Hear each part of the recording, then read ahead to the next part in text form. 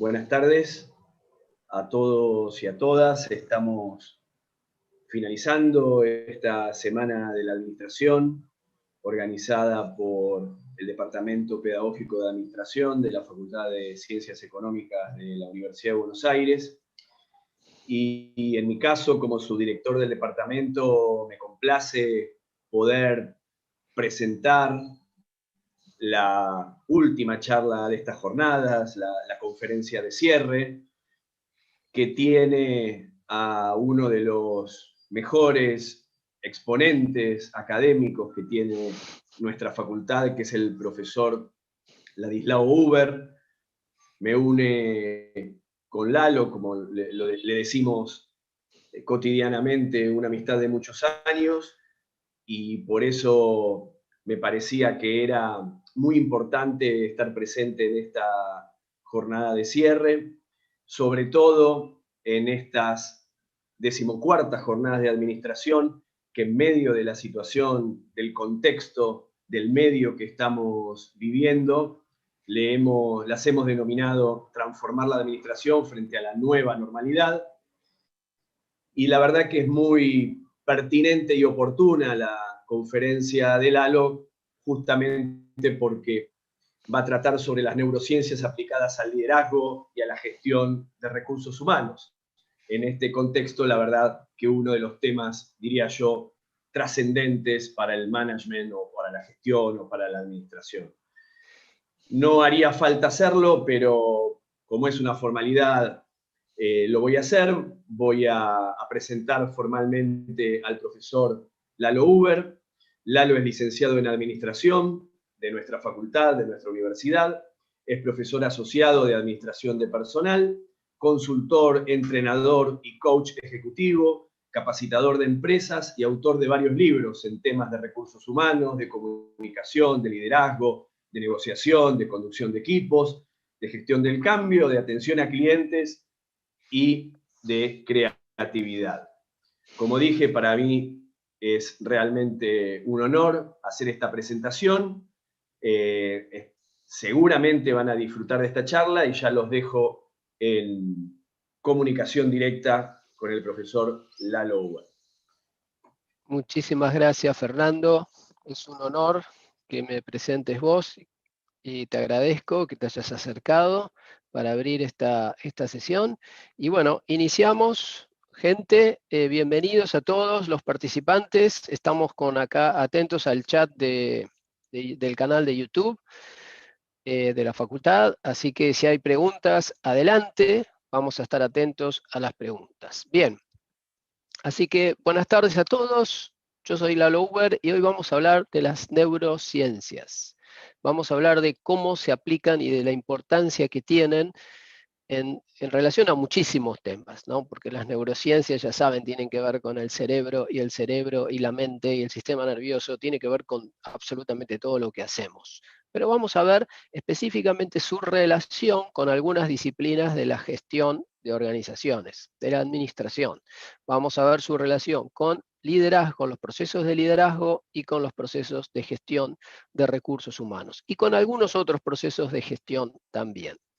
Por favor, siéntanse libres de preguntar y comentar en el chat del canal de YouTube, así vamos respondiendo a las preguntas. Empecemos por ver una idea de qué vamos a hablar. Vamos a hablar de qué son las neurociencias, como para empezar sobre seguro. Vamos a ver qué son exactamente las neurociencias. Después vamos a hablar de un modelo del cerebro propuesto por algunos expertos en neurociencias, que es el cerebro triuno o el cerebro triple. Vamos a ver de qué se trata. Es un modelo en particular del cerebro que es muy útil para comprender su funcionamiento, un modelo desarrollado por un especialista llamado MacLean, de apellido.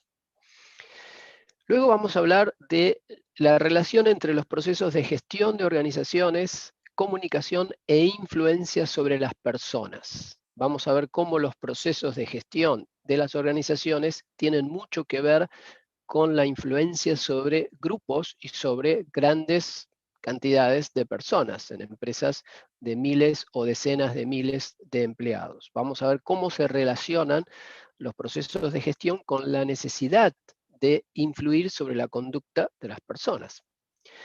Y por último, vamos a ver las barreras mentales cerebrales que aparecen en las personas ante los intentos de influencia en la gestión de las organizaciones. Lo dejamos por ahí, estamos viendo nada más el índice, ya vamos a ir en detalle a estos 4 bloques de la charla de hoy. Las barreras se refieren a distintas reacciones automáticas que tiene nuestro cerebro y que generan resistencia al cambio o resistencia a la innovación, resistencia a las iniciativas que tienen las organizaciones de mejorar.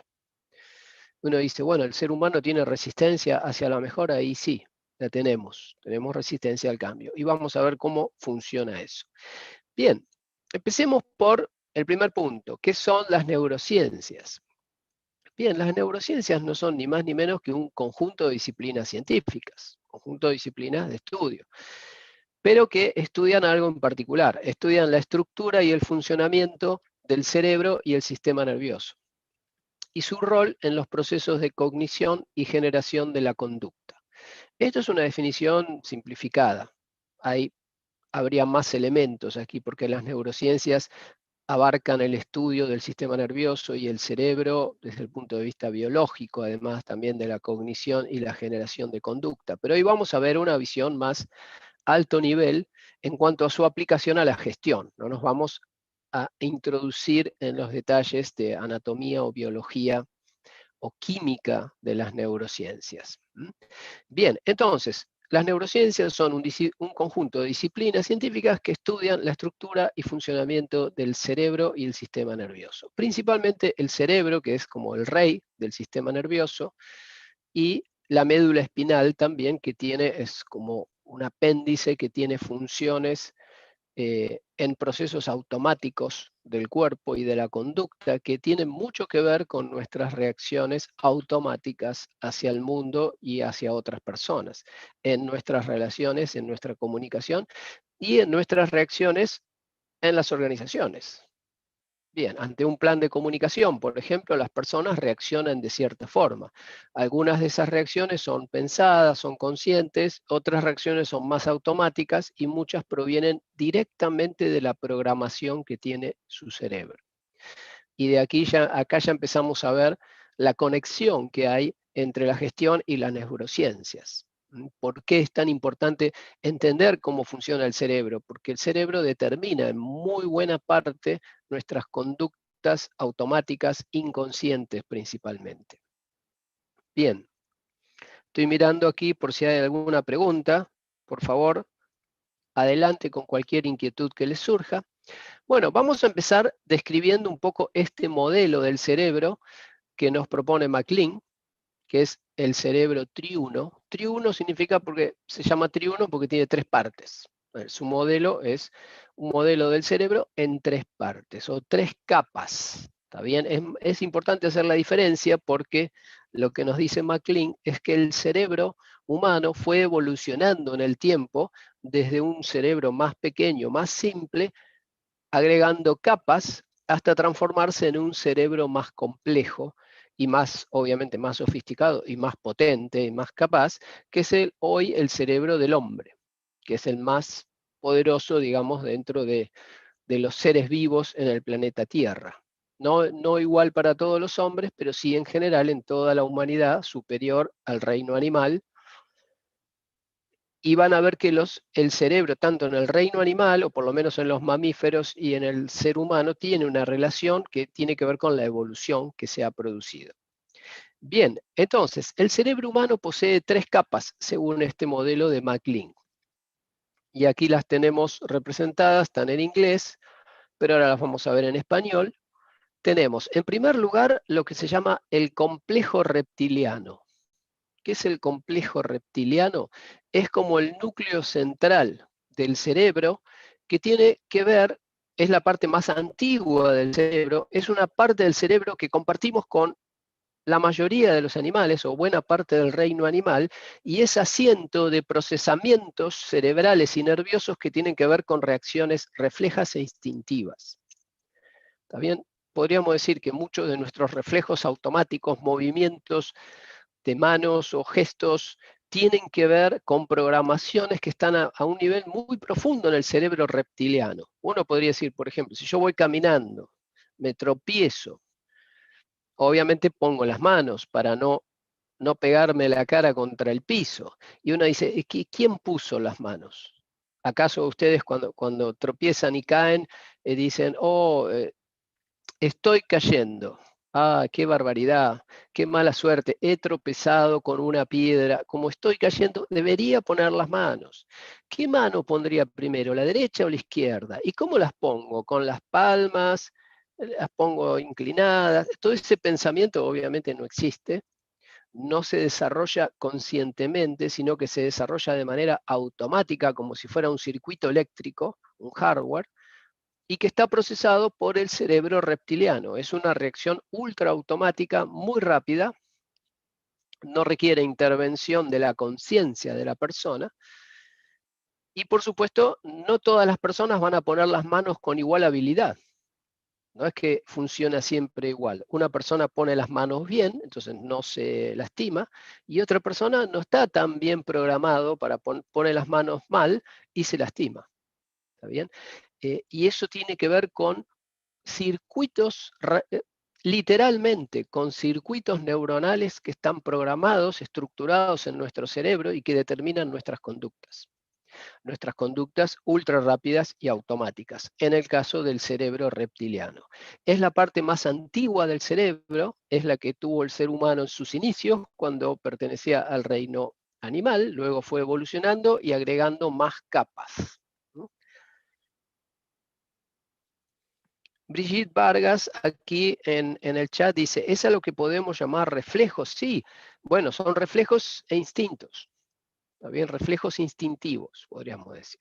No vamos a entrar en el detalle de cada palabra porque a nivel psicológico cada palabra tiene una definición muy específica y no quiero aquí meterme en el terreno ultracientífico de la exactitud y la corrección, sino en una visión más amplia que nos sirva para aplicar estos conceptos a la administración y a la gestión. No necesitamos entrar en el súper detalle de las definiciones, pero sí, las reacciones más rápidas de conducta y automáticas que tiene el ser humano están a ese nivel, al nivel del complejo reptiliano. Y por eso también la tienen los animales, ¿no? Si ustedes le tiran, no sé, una piedra a un perro, el perro va a reaccionar con un movimiento, y ese movimiento es muy similar al de un ser humano.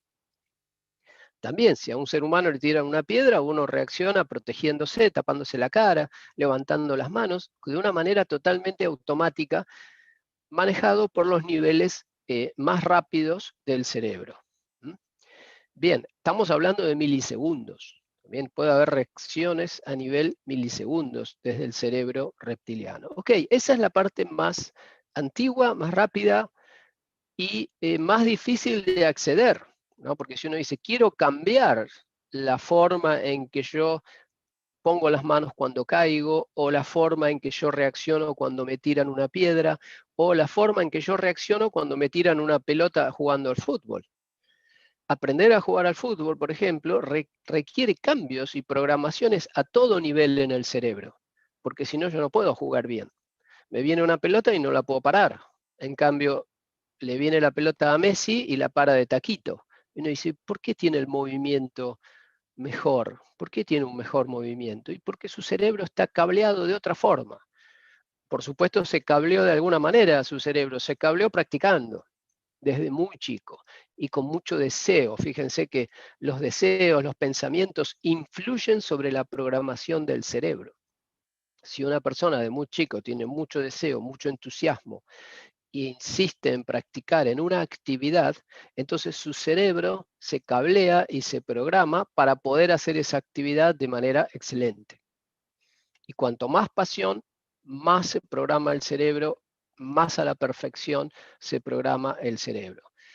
Y ese seguramente es el proceso que generó a Messi o a Maradona o a los grandes jugadores de la historia, de fútbol y de otros deportes, y a los grandes bailarines, y a los grandes pianistas, y a los grandes músicos o artistas, porque son, fíjense que para poder realizar actividades en el mundo deportivo, en el mundo de la música, los movimientos que debemos manejar son ultra rápidos. Yo no sé si ustedes vieron a una persona tocar el piano, los dedos no se ven y no se equivoca. Y las teclas están a una distancia de milímetros. Y uno dice, ¿cómo puede hacer? Bueno, está programado. Bien, el cerebro es ultra poderoso si se programa bien. Si no está bien programado, puede no servir para nada. Ojo, ¿está bien? El cerebro es como una gran computadora Macintosh ultra poderosa. Y uno dice, ¿sirve? Y bueno, depende qué programas le pongas. Si no le pones programa, no sirve para nada. Si le pones buenos programas, sirve para lo que quieras. Ok, bueno, esa es la parte central del cerebro. Aquí la vemos en el diagrama. No vamos a ver parte por parte los componentes del cerebro. Vemos que está en una zona central, no periférica. Luego tenemos lo que se llama el sistema límbico, que acá también está indicado en el gráfico, que un poco es como que envuelve al cerebro o al complejo reptiliano, y es el asiento del procesamiento cerebral de las emociones. Ahí se procesan las emociones y surgen las señales eléctricas que van al cuerpo a partir de las emociones, que por supuesto afectan al corazón, o afectan al estómago, afectan a todo el cuerpo. Ustedes saben que las emociones nos afectan en todo el cuerpo, nos sonrojamos, se nos aceleran los latidos, o sea, el cuerpo es afectado por las emociones y el cerebro también. En realidad las emociones están en un nivel de software, podríamos decir. Cuando sentimos algo, no es que está en el cerebro, pero el cerebro sí procesa el resultado de la emoción y luego lo transmite a todo el cuerpo. Y se refleja en transpiración, elevación de la temperatura, aceleración de los latidos, sonrojamiento, lágrimas, llanto, etc. Bien, el sistema límbico entonces es el asentamiento o es el asiento del procesamiento emocional y es más nuevo que el cerebro reptílico. Fíjense que el complejo reptílico, ¿de dónde toma su nombre? De los reptiles, o sea, los animales reptiles, de la especie de los reptiles, tienen principalmente el complejo reptílico y nada más. Por eso se los ve tan fríos, son animales de sangre fría, y uno ve, por ejemplo, un cocodrilo y uno dice, no se lo ve muy amistoso, o simpático, que se ríe, o juega como un perro o como un gato, o un reptil o un lagarto, se los ve fríos, o una serpiente, ¿no? Son animales de sangre fría, su cerebro está básicamente compuesto por el complejo reptílico y nada más. No tienen el sistema límbico, que es el que permite procesar el funcionamiento emocional y su influencia sobre el cuerpo. Algunos animales sí ya lo tienen, o ya tienen algunos elementos del sistema límbico, por eso muestran algo que podría decir tienen un comportamiento emocional, como los perros, los gatos, los monos, delfines, animales más avanzados, ya tienen un cerebro doble, no sería triuno, sería biuno. ¿Está bien? Disculpen, estoy mirando a ver si veo alguna pregunta. Los invito a preguntar, a hacer esto interactivo. ¿Está bien? No me dejen hablar solo, por favor, les pido ayuda. Bien, y por último tenemos la tercera capa, que es la más moderna, la más moderna en el sentido de la evolución del hombre, la que se ha desarrollado más recientemente, aunque estamos hablando obviamente de miles y miles de años, y es la neocorteza. La neocorteza es la parte que todos más conocemos o la que asociamos al cerebro, que parece como una nuez, con muchos surcos, o la materia gris, digamos, que es la parte externa del cerebro, que como ven acá en el diagrama es la más grande y es la última que se desarrolló, y es el asiento del procesamiento racional. ¿Está bien? Y es la parte más lenta. Fíjense, la velocidad se va reduciendo en la evolución del cerebro y la capacidad de procesamiento se va aumentando. O sea, el cerebro se va haciendo más sofisticado, más inteligente, más capaz, con capacidad de manejar más procesos, pero las capas se van haciendo más lentas, lo cual tiene todo el sentido, ¿está bien? Porque el procesamiento racional es lento. Pero fíjense que el procesamiento racional, paso a paso, un razonamiento, no nos sirve para resolver situaciones rápidas de la vida. Para resolver situaciones rápidas de la vida, donde tenemos que tomar una decisión en cuestión de milisegundos, o debemos elegir entre A y B y tenemos que aplicar lo que nos gusta y lo que nos parece, y ahí ya estamos usando el sistema límbico. Y si estamos en un accidente o vamos manejando el auto y se nos cruza un camión, hacia dónde doblamos, eso es probable que lo decida el sistema reptílico, o lo que acá llamamos el complejo reptílico. No tiene un solo nombre, se puede llamar complejo reptílico, sistema reptílico, cerebro reptílico, no es tan importante. Lo importante es que es la parte más rápida y es la que utilizamos cuando realmente necesitamos altísima velocidad en nuestras definiciones. Gente, ¿hasta acá todo bien? ¿Se entiende? ¿Preguntas? Veo acá en el chat. Espero que hayan podido acceder mis queridos alumnos de recursos humanos que tienen clase a esta hora, y la idea es que se sumen a esta charla. Si alguno no pudo, veo que hay algunos conectados, por favor avísenle. Yo sé que ustedes tienen un grupo de comunicación, avisen a los demás por las dudas no lo hayan encontrado. Bien, Natalia dice que se entiende. Jessica dice que se entiende. Bueno, acá estoy, atento a las preguntas, comentarios, ideas. Entonces, nuestro cerebro tiene estas tres partes, de la más antigua a la más moderna y de la más rápida a la más lenta. Las más rápidas actúan cuando necesitamos velocidad y la más lenta actúa cuando tenemos que decidir algo y tenemos tiempo. Y ahí nos sentamos a razonar. ¿Ok? Bueno, esto es más o menos simplificadamente, obviamente simplificadamente, la estructura del cerebro según el modelo de MacLean. Y nos va a servir para sacar algunas conclusiones, van a ver que tienen que ver con la administración de las organizaciones. Aunque parece que está bastante distante, no, realmente no está distante. Van a ver que hay una relación directa. Algunos datos curiosos sobre el cerebro, nada más para entretenernos un poco sobre características de esta cosa que tenemos acá adentro y que es como un centro electroquímico que maneja todo nuestro cuerpo. Imaginen, todo lo que hacemos es a partir de una señal del cerebro que va a los músculos. Es una máquina increíble, es realmente una máquina increíble, por eso es tan importante explotarla al máximo. Y ¿saben qué? No la estamos explotando al máximo, porque no está programada como realmente necesitamos. Deberíamos reprogramarla si realmente queremos que nuestro cerebro funcione bien. Bien, algunos datos curiosos. Primero, no experimenta dolor. El cerebro no siente dolor.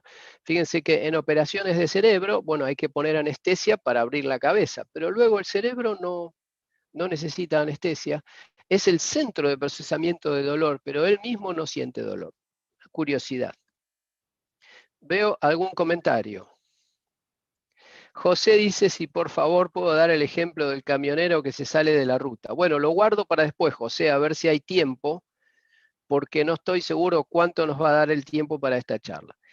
Liliana dice, profesor, si el cerebro sigue en evolución, ¿se puede llegar a una cuarta capa? Totalmente, podría ser. Sí, podría ser. O podría ser que la tercera capa ya se haga cada vez más sofisticada.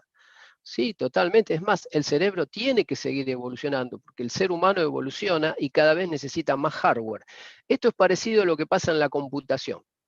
El software cada vez es más complejo. Windows antes era muy sencillito, ocupaba poca memoria, lo instalamos en cualquier lado. Ahora, para instalar Windows se necesita una super máquina. Para instalar el sistema operativo de Macintosh se necesita un hardware mucho más poderoso. Y esto es algo parecido a lo que pasa con la humanidad. Cada vez nuestra mente, nuestra capacidad de pensar, de crear, se vuelve mayor y por lo tanto necesitamos un hardware mayor, necesitamos más cables, más chips. Y entonces el cerebro sigue evolucionando. De hecho, está en continua evolución. Es más, el cerebro, fíjense, está en una evolución durante la vida. Si una persona estudia mucho y otra persona no estudia nada, sus cerebros son distintos. La persona que estudia mucho genera más conexiones neuronales, más actividad cerebral, puede llegar a tener un cerebro más grande, con más cantidad de neuronas y sobre todo más cantidad de conexiones. O sea, un cerebro distinto, más poderoso. más capacitado. Pero dice, ¿y por qué? Y porque lo usó más. ¿Está bien? Lo usó más. Usar el cerebro lo desarrolla, con lo cual esta evolución se está dando en cada uno de nosotros en función de cómo lo usamos. Fíjense que se entiende que hay mucha relación entre las enfermedades cerebrales de la avanzada edad, como el Alzheimer y otras, y la pérdida de memoria, etcétera, tienen que ver con a veces, no siempre digo, pero tiene a veces mucho que ver con el poco uso del cerebro. Se deja de usar el cerebro y se empieza a apagar, como a desarmar, se empieza como a desprogramar. Bien. Karen dice, si alguna capa presenta una falla, ¿otra pueda desarrollarse más para compensar esa falla? Sí, pero no en todos los casos. O sea, hay algunas fallas que se pueden compensar con un desarrollo o un reaprendizaje. ¿Está bien? Por ejemplo, si una parte de la corteza se daña, obviamente algunas habilidades o algunas memorias o alguna capacidad se va a perder, pero se puede reaprender. Pero hay algunas partes muy esenciales que ya no, por ejemplo, la corteza no puede reemplazar al sistema reptílico. ¿Está bien? No lo puede reemplazar, porque no tiene la misma velocidad. Pero distintas partes de la corteza sí. Por eso hay personas que han perdido una parte muy grande del cerebro y recuperaron todo su funcionamiento. Pero no tengo acá los detalles de los casos, pero en general se refiere a accidentes relativamente superficiales que dañan la corteza, que es totalmente reprogramable. Bien. Kate Chávez dice, buenas tardes, ¿puede existir una capa más desarrollada que la otra? ¿O eso tiene que ver con una cuestión de programación también? No, es verdad, hay personas que se pueden desarrollar más a nivel del complejo reptílico, desarrollando habilidades manuales, por ejemplo, o deportes, y una persona, un científico o un filósofo, seguramente va a desarrollar más la corteza, que es donde se asienta el razonamiento, y no va a desarrollar tanto la parte reptílica, porque esa se desarrolla más con habilidades manuales o habilidades psicomotrices, o sea, habilidades rápidas, podríamos decir. Cuando desarrollamos habilidades rápidas, como por ejemplo tocar el violín, hay programaciones se generan programaciones muy profundas en el cerebro. En cambio, si desarrollamos la habilidad de resolver ecuaciones matemáticas, eso se va seguramente a programar en la corteza, porque no es algo rápido, es algo paso a paso, lento, razonado, y son habilidades diferentes. Las más intelectuales, las otras más físicas, no son en realidad, son mental, cerebrales, físicas, pero están más cerca del cuerpo. Necesitan más al cuerpo. Fíjense, un científico puede prácticamente tener el cuerpo totalmente paralizado, como era el caso de Stephen Hawking, que falleció hace algunos años, gran sabio, pero estaba totalmente paralizado en su cuerpo, pero sus funciones de científico las podía seguir desarrollando, porque son más de tipo intelectual. Obviamente, alguna actividad deportiva o de danzas o artística seguramente no iba a poder. Bien. Ok. Creo que respondí las preguntas. Si alguna pregunta no la respondí del todo, la pueden volver a plantear y la profundizamos. Bien, curiosidades del cerebro. No experimenta dolor, vimos. Posee 100.000 millones de neuronas. Después, fíjense, busquen en Google cuántas estrellas y galaxias hay en el universo y van a ver que son números comparables. O sea, 100.000 millones de neuronas, no se puede imaginar. Es una cantidad increíble. Y piensen que esas neuronas se pueden conectar. O sea que pueden generar patrones totalmente diferentes. ¿Cuántas posibilidades hay con 100.000 millones de neuronas? Y esas son las posibilidades de personas distintas. O sea, ¿cuántas personas distintas puede haber? Probablemente es algo parecido a, no sé, 100.000 millones elevado a las 100.000 millones. Una cosa totalmente descabellada en cuanto a número. Bien. O sea, el poder que tiene el cerebro es impresionante y no lo estamos usando totalmente. Ese es un mensaje interesante para retener en la charla. ¿Cómo se usa? Ejercitando, programándolo, mejorándolo, practicando, y después podemos ver un poco más en concreto qué tipo de práctica se puede hacer. El cerebro incrementa su actividad mientras dormimos. Fíjense, uno dice, me voy a dormir, voy a descansar. Sí, va a descansar todo, pero el cerebro no.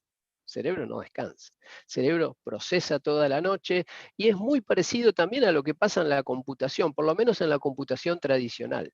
En la computación tradicional, durante el día las computadoras funcionaban para, no sé, atender los procesos de un banco, pero a la noche estaba toda la computadora al máximo tratando de procesar todo y organizar toda la información que no se pudo organizar durante el día, haciendo procesos que sean procesos batch, o sea, no son online, pero son procesos para organizar la información y limpiar y prepararse para operar al día siguiente. Bueno, el cerebro hace algo parecido. A la noche es como que se limpia, se organiza, por eso es tan importante dormir,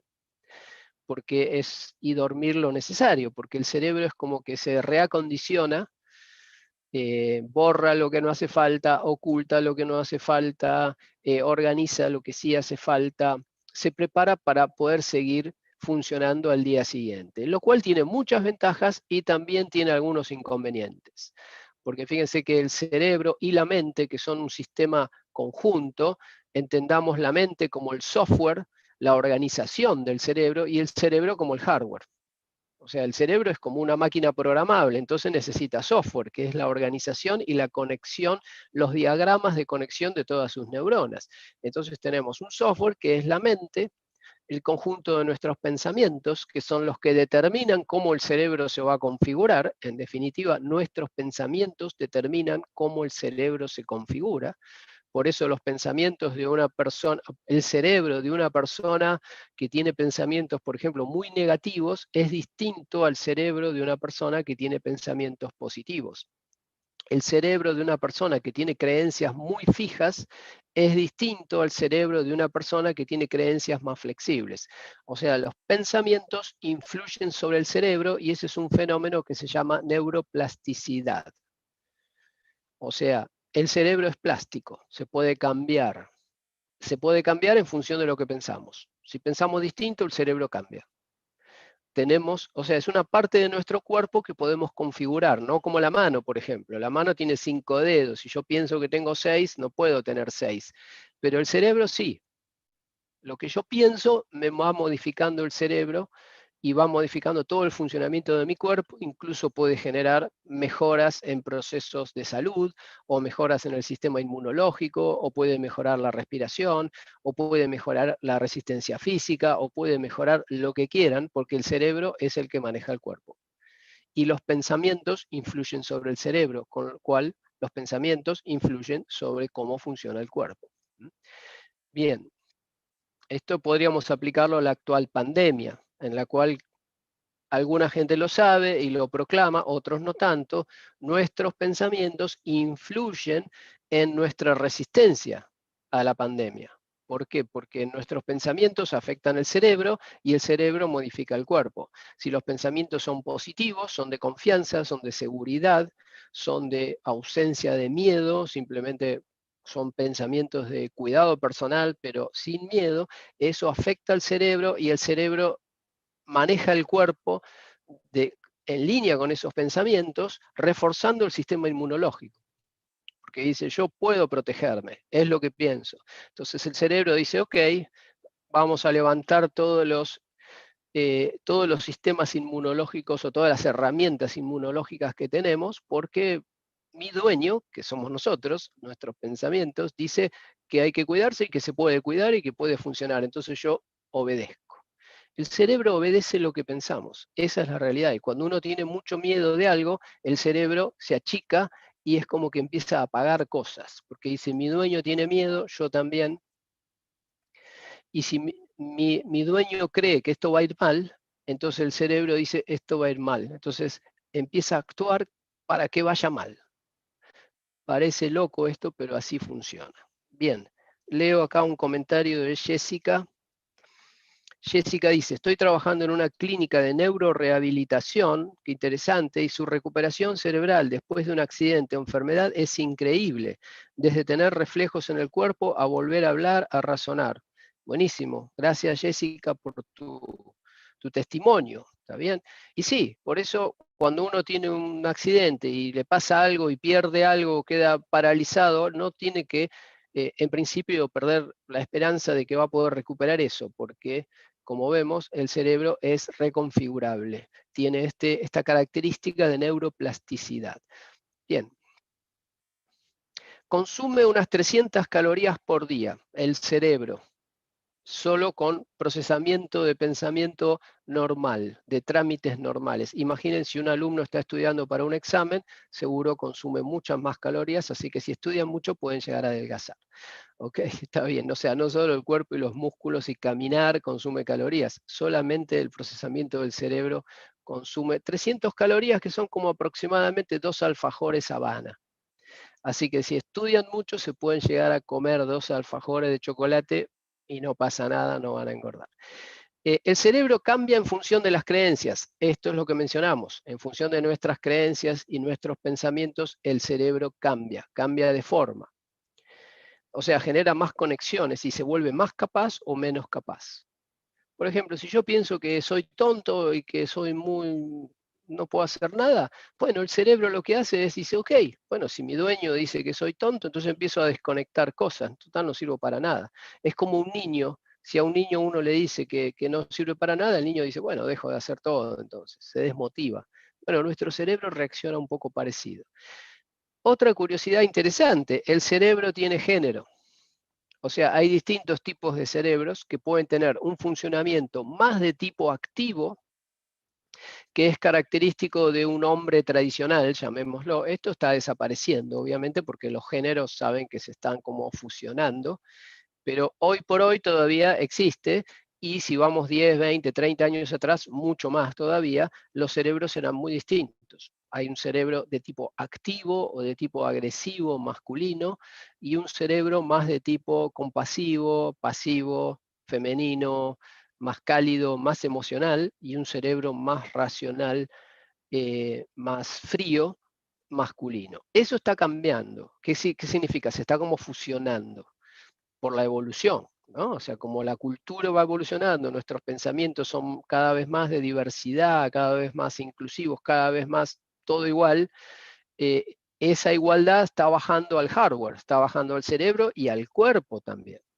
Van a ver que dentro de 1000 años, no vamos a estar para verificarlo, yo no voy a estar por lo menos, van a ver que los cuerpos de hombres y mujeres van a ser más parecidos. O sea, esa igualación está pasando. Pero todavía el cerebro tiene esa diferencia, como también está en la mente. Hay género, hay cerebros de tipo tendiente más a masculino. Por eso es necesario saberlo esto, porque si uno trata con una persona con un cerebro más de tipo masculino o más de tipo femenino, sus reacciones son distintas. Entonces necesitamos entenderlas para poder adaptarnos. Bien, el 75% del cerebro es agua. Interesante, algo tan poderoso, pero el 75% es agua. Como, bueno, el cuerpo en su buena, no sé si el 75 es un poco menos, pero el cuerpo también, casi todo es agua. Muy raro eso. Bien, no es cierto que utilicemos solo el 10% de la capacidad del cerebro. En realidad se utiliza todo. Lo que pasa es que solamente utilizamos una pequeña parte a conciencia. O sea, hay una pequeña parte del cerebro que podemos controlar. Por ejemplo, yo puedo mover esta mano, puedo mover un dedo, otro dedo, eso lo puedo gobernar. Entonces significa que yo estoy desde mi cerebro mandándole una señal a estos músculos para que se muevan a mi voluntad. ¿Está bien? Pero después el cerebro está manejando mis pulmones, está manejando la circulación de la sangre, está manejando mis ojos, mandándole lágrimas para que no se sequen demasiado, está manejando mis cuerdas vocales, está digiriendo un sándwich que me comí antes de la charla, está digiriendo un café que me tomé antes de la charla, está balanceando la temperatura corporal, manejando todo el sistema de hormonas, está manejando mi cerebro, lo está manteniendo con vida.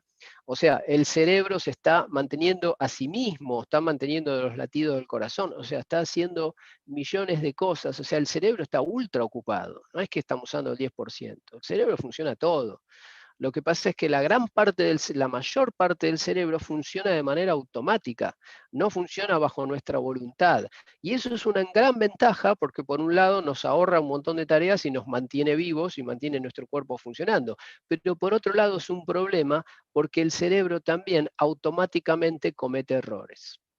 Y eso es lo que vamos a ver más adelante.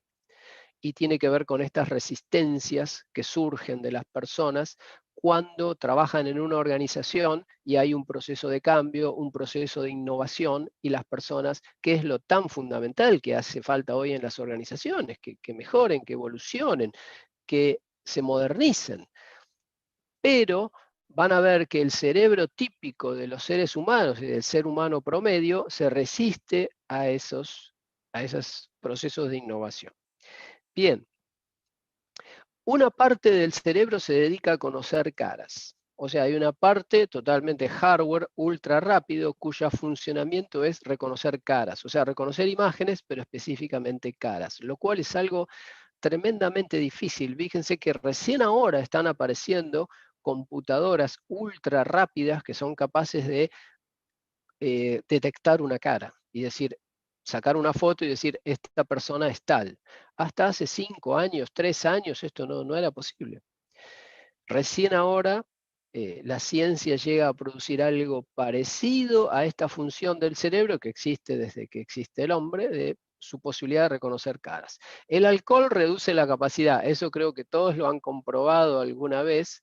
El alcohol duerme partes del cerebro, adormece partes del cerebro, y eso tiene un efecto de reducción de nuestras capacidades, pero también reducción de nuestros mecanismos automáticos, o sea, reducción de nuestros prejuicios, porque nuestros prejuicios son reacciones automáticas. Por ejemplo, si ustedes van por la calle y pasa una persona de algún grupo que a ustedes les causa algún rechazo por ideología, por raza, religión, Dios quiera que no sea así, que no le pase a nadie, pero hay personas que le pasa eso. O sea, que tienen rechazo hacia ciertos grupos de gente por nacionalidad, por raza, por gustos musicales, por cómo se viste, por lo que sea. Esos son prejuicios, también tenemos que tratar de eliminarlos, pero la realidad es que algunos de esos prejuicios están cableados en nuestro cerebro. Entonces, eliminarlos es un trabajo tremendo y muy loable los que estén tratando de eliminarlos, pero no mucha gente está pudiendo hacer eso. ¿Está bien? Pero fíjense qué interesante, el alcohol reduce la capacidad del cerebro, pero también reduce los prejuicios. Por eso cuando uno va a una fiesta y toma un poco de alcohol, se relaciona con todo el mundo, no pasa nada, no me peleo con nadie. Le digo te quiero al mozo, le doy un beso al mozo, te quiero, le quiero a todo el mundo. Cuando, digamos, cuando el grado de alcohol es justo, ¿no? Si se pasa un poco ya te afecta tanto el cuerpo que uno termina tirado en el piso vomitando, ¿no? Eso ya. Pero hay un poquito de alcohol, sabemos que hay un grado exacto que relaja las reglas programadas que están en el cerebro y hace que se reduzcan todos nuestros prejuicios y todas nuestras ideologías y nos vuelvan personas más sociables. Por supuesto que no es el alcohol la forma de hacer eso, la forma de hacer eso es reprogramar, porque el alcohol tiene ese efecto, pero obviamente también tiene efectos negativos.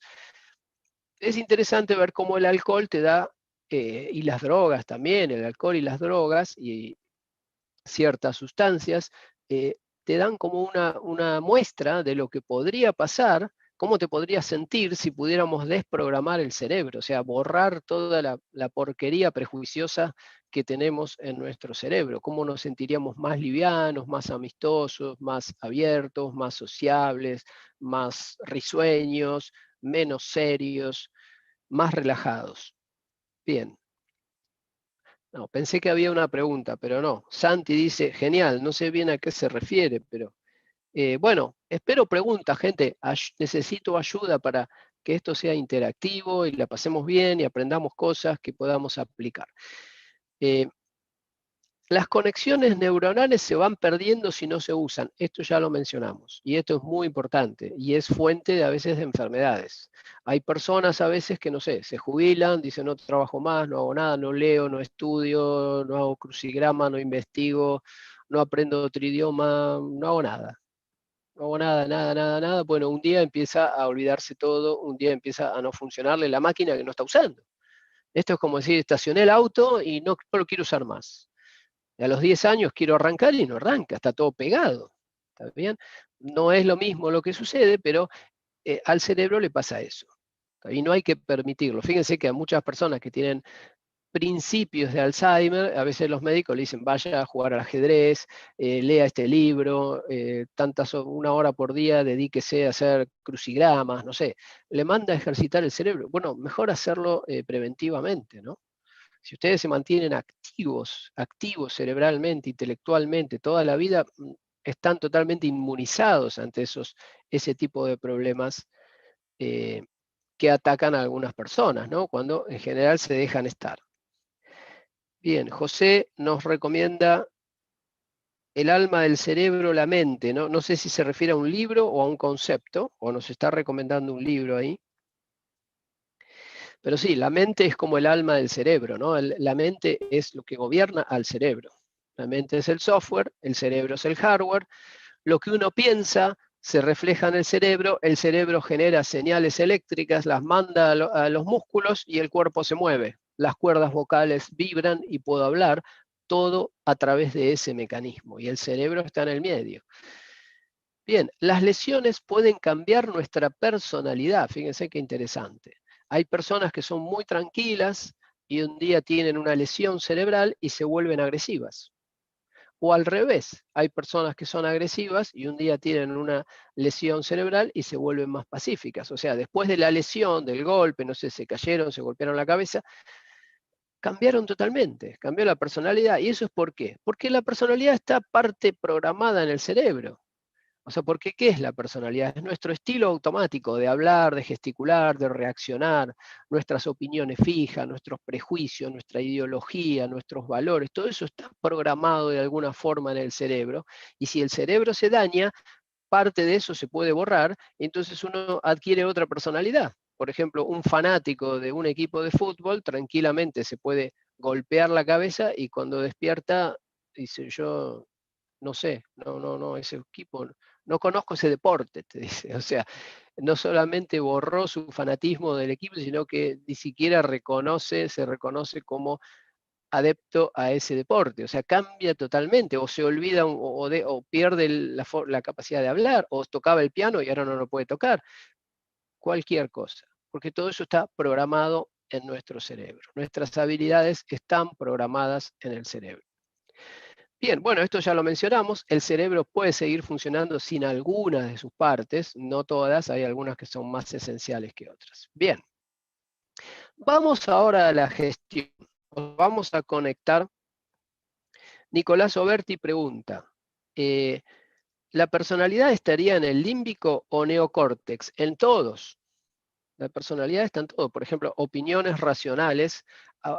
Por ejemplo, a mí me preguntan, o le pregunto a una persona, ¿qué opinas de la economía argentina? Y me dice, no, yo opino que en realidad, porque el desarrollismo, el comunismo, el capitalismo, tiene todas unas ideas razonadas, y eso es muy probable que esté programado en su neocórtex, porque esto es un razonamiento. Ahora, si uno dice, ¿dónde está programado su forma de sonreír? Eso lo más probable es que esté programado en su sistema reptílico, en el complejo reptílico. ¿Y dónde está programado sus reacciones a, por ejemplo, una bandera, reacciones a un símbolo, reacciones a un grupo político o reacciones a una persona de la cual está enamorada? Todo eso que es más emocional está programado en algún nivel del sistema límbico. En todos lados hay programas porque es un hardware. Piensen, un cerebro físico, es una gelatina, es como una red de cableado. Entonces, todo lo que ahí está establecido es fijo, no es flexible. Se puede cambiar con el tiempo, cambiando el pensamiento, después cambia el cerebro, pero en el momento tiene una forma. Y esa forma determina cómo caminás, cómo te sentás, cómo mirás, si tu mirada, si tenés un buen contacto visual o si tu mirada es media tímida, si sos tímido o si no sos tímido, todo eso está programado en el cerebro. Con lo cual, ven, programando el cerebro pueden cambiar todo, pueden cambiar su personalidad de punta a punta. Pueden transformarse de una persona súper tímida a una persona súper extrovertida. ¿Cómo? Reprogramando el cerebro. ¿Y cómo reprogramo el cerebro? Practicando las conductas que quiero adoptar. Así de simple. Si una persona tímida se anima a adoptar conductas más arriesgadas, caraduras, más extrovertidas, y las mantiene a la fuerza, bueno, va a reprogramar totalmente su cerebro y va a cambiar su personalidad. O sea, la personalidad es algo que se puede cambiar. Se formó en la infancia, obviamente, cuando nuestro cerebro y nuestra mente se programaron totalmente por las influencias externas de nuestros padres, el entorno, la escuela, la cultura. Se programó y se nos programó una personalidad, una serie de gustos, preferencias, estilo personal, forma de hablar, forma de mover, forma de gesticular. Hay personas que gesticulan mucho y personas que no gesticulan absolutamente nada, y eso está programado en su cerebro. Todo es como una computadora que dice cómo vos sos. En realidad no es cómo sos, sino es cómo te manejás. Cómo somos es algo más elevado que, bueno, dejaremos para otra charla. Bien, Carlos Andrade dice, ¿dónde se encuentra la memoria de corto y largo plazo? Bueno, eso es algo que nos llevaría un rato clarificar. No es tan simple que esté aquí o esté allá, pero sí es verdad que hay una relación bastante comprobada entre el sistema límbico y la memoria a largo plazo. Entonces, distintos daños en distintas zonas del cerebro pueden impactar en nuestra memoria, en recuerdos que pueden ser más de corto plazo o más de largo plazo. José Figueredo dice, ¿la privación de sueño afecta las capacidades supervisoras y las funciones cognitivas? Y sí, creo que lo debes haber comprobado, ¿no? Si alguna vez te pasaste una noche sin dormir, otra noche sin dormir y vas a estudiar algo, a leer algo, no entendés nada, estás quemado. O sea, porque la noche y el sueño son ya como dijimos, es un proceso de limpieza de la mente y del cerebro. Incluso los sueños. Los sueños son un mecanismo que te permite limpiar, procesar situaciones que no pudiste procesar durante el día, o por ejemplo, es muy común que una persona tenga ciertos deseos insatisfechos de cosas materiales o de relaciones y que sueñe repetidamente con eso, porque esa es una forma de calmar a la persona. Una muy típica es, por ejemplo, una persona que está en pareja, la pareja se rompe, pero esa persona quiere volver a establecer esa pareja, quiere volver con su ex, pero no puede, no se da, no hay posibilidad. Entonces es muy probable que esa persona a la noche sueñe que se reconcilia con su pareja, porque esa es la forma en que se puede calmar un poco y durante el día poder funcionar. Si no dormimos, si no soñamos, bueno, es muy probable que terminemos en el psicólogo. O sea, con una neurosis fuerte y tal vez teniendo que tomar algún calmante, porque no estamos haciendo la limpieza diaria necesaria de nuestra mente. Bien. María Cecilia dice, ¿el mal de Alzheimer puede ser hereditario? Eso yo, la verdad, no te lo puedo afirmar. No creo que nadie lo pueda afirmar.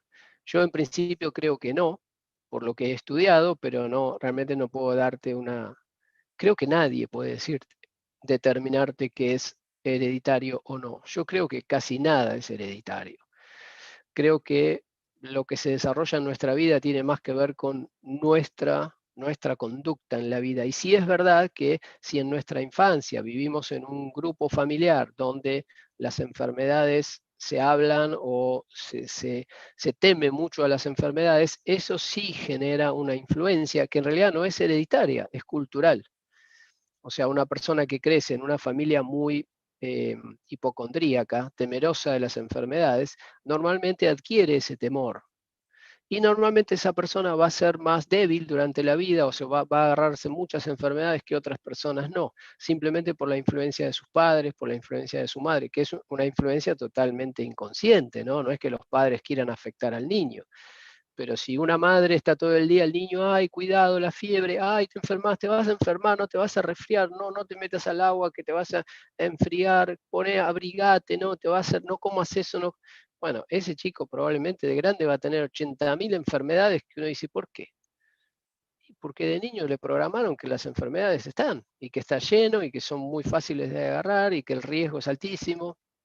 Otro chico nació en el medio del campo, la madre le dijo, anda a jugar, vino, un día se cayó de un árbol, le dijo, no es nada, y el pibe se levantó y es como un roble ese chico. Ese chico es, no sé, un superhéroe, no, nunca le pasa nada, o sea, no se agarra nada, es inmune a todo porque ese funcionamiento mental y esa influencia mental en la infancia le incrementa su sistema inmunológico, porque su mente dice, bueno, yo no tengo ayuda de nada, yo necesito defenderme. Entonces el cerebro y su mente generan un sistema inmunológico más poderoso, porque ese es el mensaje que reciben del entorno. Necesito el sistema inmunológico yo. Que es bastante parecido a lo que pasa con conductas más visibles de los chicos. Los chicos, cuando no son tan sobreprotegidos, se vuelven más independientes, más capaces, más inteligentes, más hábiles. Y si son muy sobreprotegidos, se vuelven como más inútiles, digamos, más temerosos y probablemente, si también existe este efecto que mencionamos, más propensos a las enfermedades. Bien. Nicolás dice, dígame si me salteo alguna pregunta. Nicolás dice, el creer en algo, sea religión, fuerza del universo, etcétera, puede que sea un remedio para ciertos malestares físicos, mentales, y esto sea una cura reprogramando su cerebro. Sí, por supuesto, la creencia cura. No sé si conocen el fenómeno denominado efecto placebo. Si una persona cree que algo le puede hacer bien, la realidad es que le va a hacer bien. ¿En qué medida? En la medida de su creencia. Si su creencia es total, es probable que eso lo cure totalmente. Por ejemplo, si a una persona le dan una pastilla, que es un caramelo, no importa, no es remedio, no hay una droga, no hay nada. Le dan un caramelo, pero se lo da su médico de cabecera, de confianza de toda la vida, un médico que curó a toda su familia y que él tiene fe ciega en ese médico, y ese médico le dice, tomate esta pastilla y se te va a ir el dolor de cabeza. La probabilidad es 99% de que tome la pastilla y se le vaya el dolor de cabeza. No por un efecto físico, sino por un efecto mental cerebral. La mente dice, esto me va a curar, lo baja al cerebro y dice, esto me va a curar, entonces el mismo cerebro genera la curación, genera las sustancias necesarias para corregir esa situación. Y en realidad eso es lo que se llama la curación por la fe. ¿La fe de qué? De esa persona en su médico de cabecera. Y este fenómeno está totalmente comprobado, no es ninguna locura esotérica ni de autoayuda, es algo totalmente científico, funciona de esa manera. La creencia cura. Bien. Develing dice, el cerebro reptiliano, es decir, las reacciones son heredadas, ¿no? No se influyen por el contexto. Vi un estudio que decía eso sobre las emociones y que se diferencian de los sentimientos. Bueno, en realidad las reacciones del complejo reptílico son parte, podríamos decir, de fábrica, como por ejemplo la reacción a llorar si tengo hambre, eso no necesito que me lo enseñen, o ciertas reacciones, por ejemplo, si toco algo muy caliente, saco la mano, no me tiene que enseñar mi mamá, saca la mano, porque cuando siento algo caliente y siento que me quemo, ya hay un programa de fábrica que está para nuestro cuidado personal y para nuestra defensa. Ahora, poner los dedos en el enchufe, no viene en mi sistema complejo reptiliano que yo no tengo que poner los dedos en el enchufe porque no lo sé. De hecho, todos los chicos casi lo hacen. Por eso existen los protectores, ¿no? Que tapan los agujeritos. Entonces el chico va gateando y lo primero que hace es meter el dedito en el enchufe. Entonces eso la madre se lo tiene que enseñar, se lo tiene que programar. Esperemos que se lo programe bien, ¿no? Porque si se lo programa con un cachetazo, el chico lo va a entender, pero también va a programar una serie de problemas. Va a programar miedos excesivos a, no sé, a probar cosas nuevas, por ejemplo, que es lo que vamos a hablar ahora en un momento. Entonces, si la madre le quiere programar bien, le va a decir, mirá, no, esto no, y va a tratar de poner más una protección en vez de tratar de asustarlo. ¿Está bien? Entonces tapará todos los agujeritos de electricidad y dejará que el chico toque lo que quiera.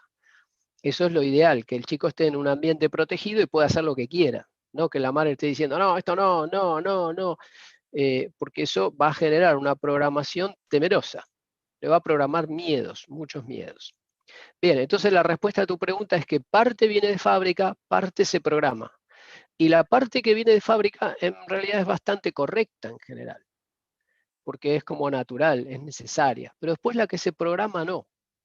La que se programa puede ser muy diferente para cada persona y para una persona puede ser una programación muy restrictiva que le genera un montón de miedos, un montón de prejuicios innecesarios y otra persona se programa de manera más razonable, más liviana y lo que le permite una vida mejor. Mariana Lorena dice, el estrés también afecta al cerebro y eso ocasiona problemas. Esto es cierto, pero claro, ¿qué es el estrés? El estrés es miedo, es una forma de miedo y si se mantiene en forma sostenida, daña todo el cuerpo. ¿Por qué? Porque fíjense, cuando una persona tiene miedo por una situación, todo el cuerpo se pone en una situación de defensa. Eso significa que se pone más rígido, los músculos se preparan para luchar o correr, hay más sangre, va toda la sangre a las partes del cuerpo que se necesitan para defenderse, se aceleran los latidos del corazón, se eleva la temperatura del cuerpo cuando hay miedo. Porque estoy, por ejemplo, en la calle y, no sé, me vienen a asaltar y yo quiero escapar. Bueno, lo necesito eso. El miedo le da a todo el cuerpo como un superpoder, le da como más fuerza para poder escapar, para correr más rápido, para estar más atento. Es como que te pone los pelos de punta como para poder reaccionar en esa situación. Eso está perfecto, o sea, si tenés miedo, podés reaccionar bien y después se te va el miedo y te relajás. Pero el problema es que el estrés genera un miedo que no se va nunca. O sea, estoy estresado de noche, de día, de noche, de día. Es como si estuviera todo el tiempo en un examen. ¿Vieron cuando ustedes entran a un examen? Bueno, los alumnos que estén conectados, cuando ustedes van a dar un examen, sienten como una presión, el estómago cerrado, no tienen hambre, no tienen ganas de ir al baño. Todo eso lo hace el cuerpo y lo hace el cerebro. El cerebro cierra todo. Dice, acá se acabó, acá hay que hacer un examen, no puedo tener ganas de ir al baño, no puedo tener sed, no puedo tener hambre, no puedo desconcentrarme con nada. Es más, hasta si me duele algo, a lo mejor hasta te apaga el dolor, por más que el problema siga estando, porque necesita que vos te concentres en algo muy importante que tenés que hacer. Una vez que salís del examen, si te relajás, ahí te agarra hambre, sed, tenés ganas de ir al baño, todo junto, porque estaba todo como detenido. Ahora, si una persona tiene ese miedo pre-examen, ese miedo lo tiene todo el tiempo, leve pero continuo, bueno, eso es el estrés. Entonces, todo el tiempo necesitas agua y no tomas agua. Todo el tiempo necesitas ir al baño, no vas al baño. Todo el tiempo necesitas descansar, no descansás. Todo el tiempo necesitas relajarte, aflojar los hombros, no aflojar los hombros, están siempre así. Y así. Entonces esa persona, ¿qué le pasa a ese cuerpo? Y obviamente se va destruyendo, porque está sujeto a presión permanente. Una cosa es me pongo a presión para jugar un partido de tenis y después cuando salgo me relajo, me baño, como, la paso bárbaro y eso es buenísimo, un ejercicio. Ahora, si estoy todo el día tenso jugando un partido de tenis, las 24 horas del día, todos los días, y bueno, un día el cuerpo dice basta. Bien, estoy respondiendo de manera rápida, espero porque quiero completar el material que vamos a ver hoy, sobre todo el tema central, que es la influencia de todo esto en la gestión. Eh, Perdón, bueno, leí la pregunta de Mariana. Natalia dice, ¿las capacidades de liderazgo estarían y se desarrollan en la neocorteza? En realidad eso es un poco más complejo. Las capacidades de liderazgo se deben desarrollar en un nivel que está por encima del cerebro y después deben programarse en el cerebro como habilidades de comunicación. Por ejemplo, una de las habilidades centrales de liderazgo es la habilidad de oratoria. O sea, ¿qué diferencia un líder de alguien que no es líder? Muchas cosas, pero una fundamental es la oratoria. Y la oratoria tiene mucho que ver con la gesticulación y con la expresión facial y con la cara de líder, digamos. Perfil de líder, postura de líder, prestancia de líder. Y todo eso está programado en el cerebro. O sea, hay personas que cuando dan un discurso están así, bueno, sí. Hay que hacer un proyecto, muchachos, no sé si se puede. ¿Piensan que se puede hacer este proyecto? ¿Tienen ganas? Bueno, ese no es un líder, ¿está bien? No es Gladiator, no es Leónidas, no es así. Leónidas dice, esto es Esparta, ¿está bien? O sea, tiene una prestancia de líder que uno dice, ¿por qué es distinto a otra persona? Cerebro. Está programado distinto su expresión facial, cómo se mueven las cejas, su seriedad, la mirada penetrante, la forma de manejar los puños cuando habla o los brazos, cómo utiliza los brazos al hablar, cómo se para, toda su postura física es de líder. Y todo eso está programado en el cerebro y se puede aprender. Eso es lo bueno, se puede aprender. Claro que todos nosotros ya lo aprendimos en la infancia, tal vez mal, en general todos mal. Por eso muchos somos tímidos o introvertidos, jamás podemos tener esa personalidad de Leónidas o de, Terminator, no, quien dije, Gladiator.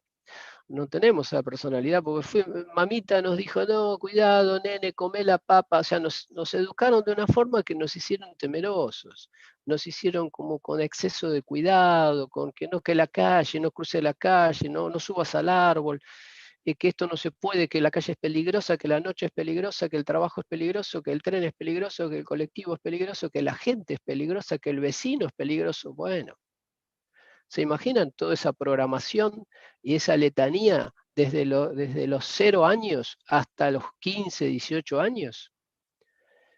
Quedamos así, como quedamos. No somos Gladiator, pero podríamos serlo. Pero para eso tenemos que borrar todo eso que nos programaron, que son limitaciones, son pensamientos limitantes que se grabaron a todo nivel en nuestro cerebro. Hay que borrarlo, nada más, basta, no existe más. Después, bueno, otro día si quieren podemos profundizar sobre cómo borrar eso. Esto yo se los puedo decir ya no de un punto de vista académico, ni de profesor, ni de nada. Esto yo lo descubrí en mi vida hace 30, 40 años, cuando era adolescente, y lo empecé a borrar. Me di cuenta que esto pasó, no sé por qué. Tal vez tuve suerte, no sé, pero cuando era un preadolescente ya me di cuenta de que yo tenía una programación que no servía para nada, que era un desastre. Y ahí la empecé a borrar. Me llevó mucho tiempo. No digo que haya borrado todo, pero borré muchísimas locuras que tenía en mi cabeza, temores totalmente innecesarios que te impiden hacer cosas. Por ejemplo, la gran mayoría de las personas en la Argentina tienen programado la idea de que no pueden poner una empresa, de que no, poner una empresa, o que los empresarios son malos, están programados, que no, una empresa es imposible. Tienen programaciones que son totalmente destructivas, que no se puede hacer nada, tienen prácticamente programado, y por eso no hacen nada y van a pedir, ayúdenme, porque creen que no pueden hacer nada, cuando en realidad pueden hacer lo mismo que cualquiera. Simplemente tendrían que eliminar las limitaciones que les fueron grabadas en su mente. Bien. Kate Chávez dice, ¿la meditación podría ser una manera de programar el cerebro? Sí. Es más, la meditación es una forma de borrar el cerebro, que es mucho mejor que programarlo. Dejarlo libre para poder ser más flexible. Dejar solamente las programaciones ultra básicas que tienen que ver con el manejo del cuerpo, la salud, reacciones de defensa útiles, como por ejemplo levantar la mano si viene una piedra o cerrar los ojos si voy a chocar, o que se achiquen las pupilas si hay mucha luz. Todas esas son reacciones de las partes más manejadas por las partes más automáticas del cerebro, que algo me olvidé decir, el cerebro no termina en el reptílico, después está la médula espinal. ¿Está bien? Y también ahí hay control o centros de control de movimientos automáticos. ¿Está bien? Es como un sistema completo. No es la idea entrar en los súper detalles biológicos o anatómicos, sino dar el concepto. El cerebro maneja los procesos automáticos del cuerpo y si queremos mejorarlos, los tenemos que reprogramar. La meditación es una forma de borrar lo innecesario y de volvernos naturales. O sea, de volver a la naturalidad de un niño, por ejemplo. Un niño que quiere probar todo, que quiere jugar con todo, que es abierto, que no tiene racismo, no tiene prejuicios, no tiene rechazo por nada, se hace amigo de todos, le gustan todos los juegos, le gustan todas las comidas, le gustan todos los caramelos y se lleva bien y está todo el día riéndose. El niño sano, podríamos decir.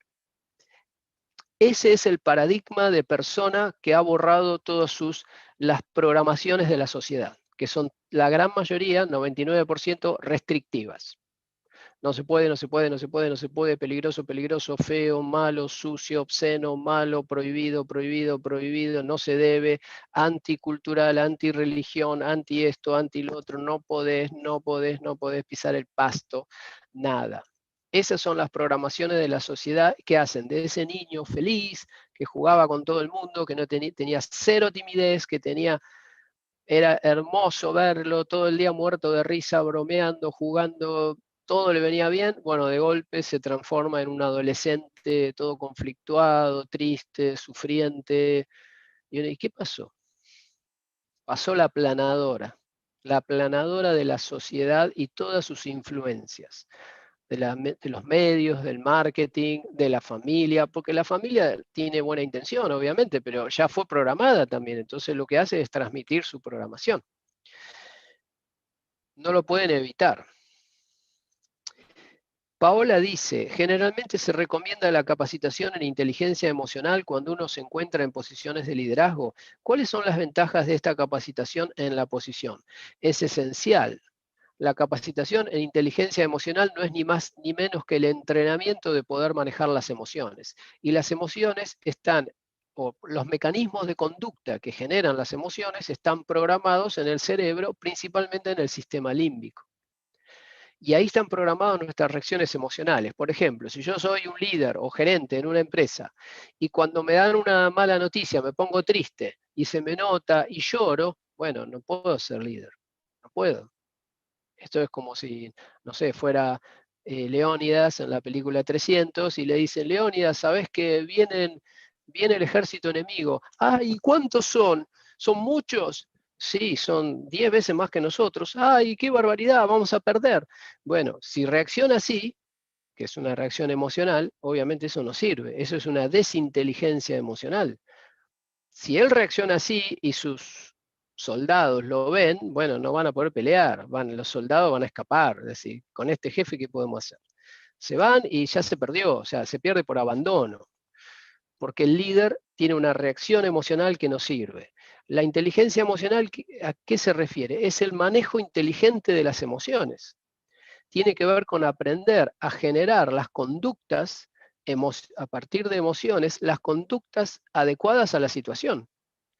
Por ejemplo, si estoy al mando de un ejército y viene un ejército que es más grande, yo me tengo que dar vuelta y decirle a mi gente, acá les vamos a ganar porque nosotros somos más. Somos menos en cantidad, pero somos mucho más como luchadores o no sé, cualquier cosa, no sé, pero va a generar un discurso con mucha energía, lo que se llama una arenga militar o deportiva, para levantar el ánimo de toda la gente. Y uno dice, pero el líder tal vez tenía miedo adentro. Sí, puede ser, pero si es emocionalmente inteligente, no va a mostrar el miedo. Muchos de nosotros no somos emocionalmente inteligentes y por eso mostramos nuestras emociones en cualquier momento y en general son perjudiciales, o sea, son inconvenientes, te arruinan la situación. En casi todas las situaciones. Por ejemplo, si vas a dar un examen y mostrás que estás súper nervioso, bueno, y es un examen oral, a lo mejor estás súper nervioso, pero si tenés inteligencia emocional vas a tratar de que no se vea eso y que te vean seguro y bien parado y asertivo, entonces te van a poner un 10. Ahora, si el profesor te ve que estás así, a lo mejor sabés lo mismo que el otro, pero no te va a poner un 10, porque piensa que no sabés. Se da cuenta que vos creés que no sabés, ¿entiende? Y lo estás convenciendo a él también.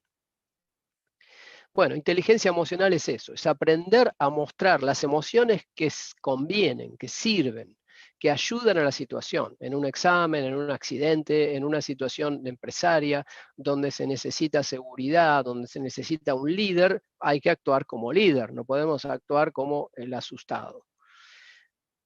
Bien. Soledad dice, la biodescodificación tiene que ver con lo que hablaba de programar el cerebro. Sí, totalmente. Es lo mismo en realidad. Lo que pasa es que es un nombre con copyright, ¿está bien?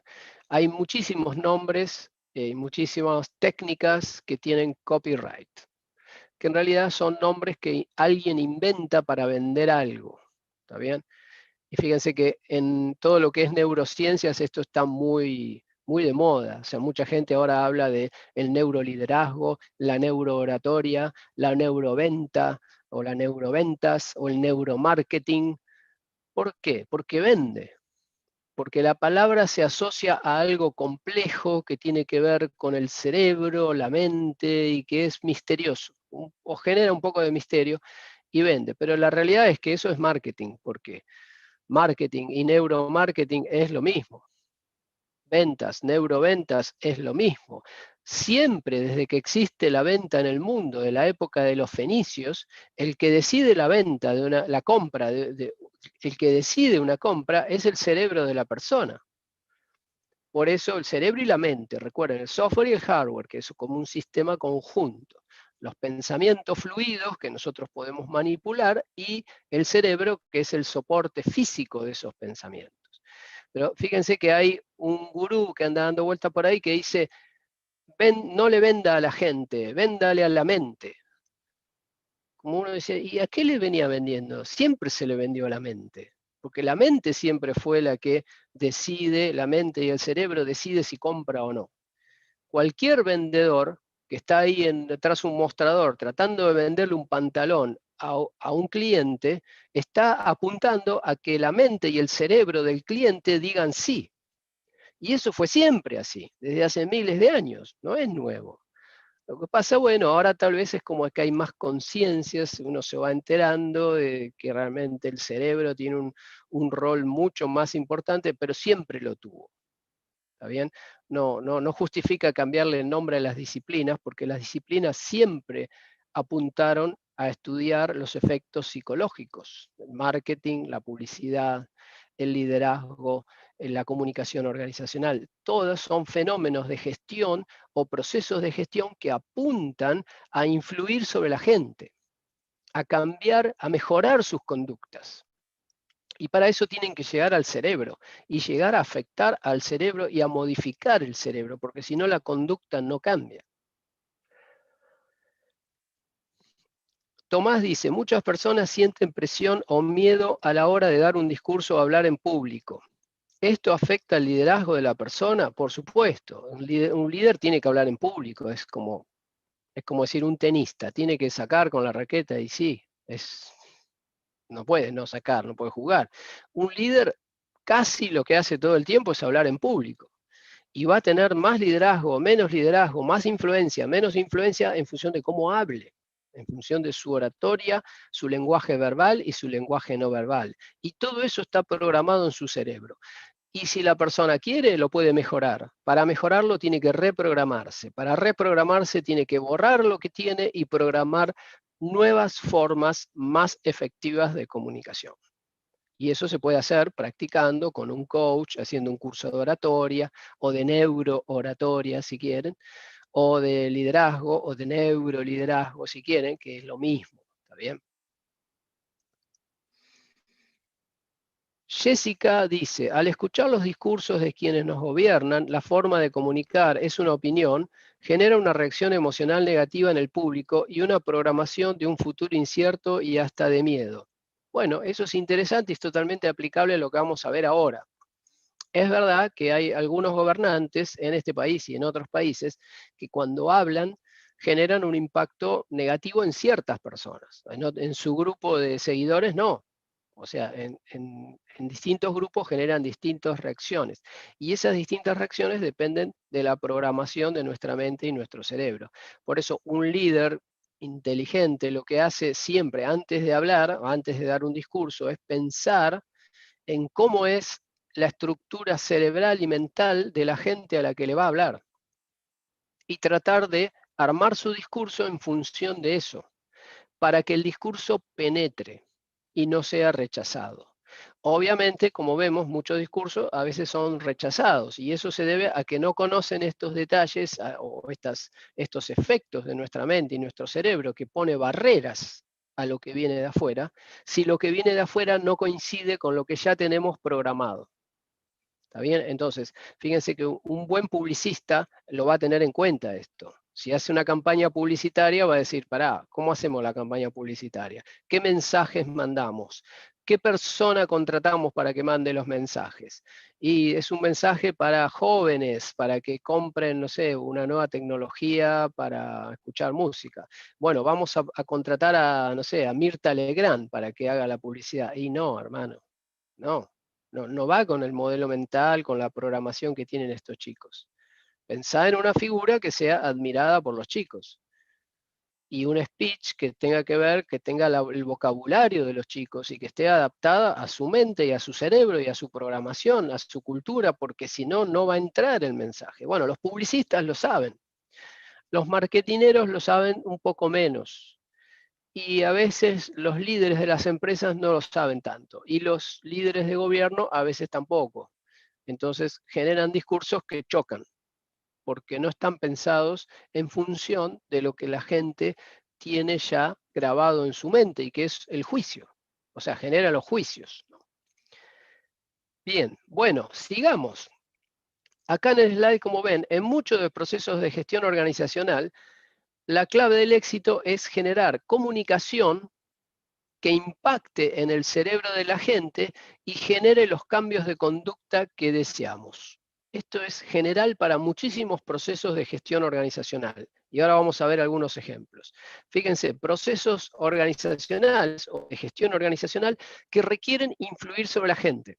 O sea, sobre la mente, cerebro de la gente, porque si no influimos ahí, la gente no va a cambiar. El liderazgo, y ya vimos varios ejemplos. Si yo soy líder, tengo que hacer que la gente me siga. Para que la gente me siga, tengo que lograr que en su cerebro digan OK. Y para lograr eso, tengo que lograr entrar en su cerebro con mensajes que les sirvan, que estén totalmente adecuados a su estructura mental cerebral. Bien, conducción de equipo es lo mismo, porque eso es lo que hacen los líderes. Para poder guiar a un equipo, yo necesito que el equipo me acepte. Y para que el equipo me acepte, yo tengo que hacer lo que sea para poder ingresar en su cerebro y en su mente con mi comunicación. Porque si mi comunicación no está adaptada a su sistema cerebro-mente, va a ser rechazada. Así de simple. Y yo voy a decir, hagan esto y van a hacer otra cosa. Y voy a decir, hagan esto y van a hacer otra cosa. Que tiene que ver con la pregunta de Jessica recién, el comentario de Jessica. Si la comunicación que yo genero no está adaptada al sistema cerebro-mente del que la recibe, entonces no va a entrar. No va a ser considerada, no va a ser tenida en cuenta, no va a servir, no va a cambiar nada. Bien, gestión de recursos humanos es esto. ¿Qué es gestión de recursos humanos? Es un conjunto de acciones para guiar las conductas de las personas hacia los objetivos de la organización. Bueno, esas acciones que tienen que ver con comunicación interna, con la tarea de todos los jefes y dirigentes de la organización, más los planes de motivación, de incentivos que genere recursos humanos, todo tiene que estar diseñado a la medida de la mente y el cerebro de los distintos grupos, porque si no, esos mensajes no entran y esas acciones no sirven y lo que se pide no se hace. Así de simple. No llega, no se aceptan, no hay cambio, no hay innovación, no hay mejora, no hay nada. La comunicación interna, bueno, es una herramienta esencial de la gestión de recursos humanos y aplica totalmente lo que estamos diciendo. Si yo soy empleado en una organización y de arriba me bajan un mensaje que a mí me cae horrible, lo odio, y bueno, no voy a hacer nada. ¿Y por qué lo odio? Y porque los de arriba no se dieron cuenta de cómo es mi mente, cómo es mi cerebro y qué mensaje me tenían que bajar. Me bajaron otro, o me lo bajaron en otra forma, o me lo bajaron de una forma que yo no lo puedo digerir. Y si yo no lo puedo digerir, entonces no lo voy a hacer. Y los que se perjudican somos todos. Por supuesto que esa responsabilidad está en los de la gestión, los de arriba, que tienen que aprender a utilizar esto y a saber cómo funciona nuestro sistema cerebro-mente, que es una máquina de rechazar cosas. O sea, nuestro sistema cerebro-mente rechaza todo, menos lo que le va bien. Y entonces, ¿qué es lo que le va bien? Ese es el único canal que tenemos para comunicarnos con las personas. Y ahora vamos a ver un poquito más en detalle cómo influyen los 3 niveles en esto que estamos hablando.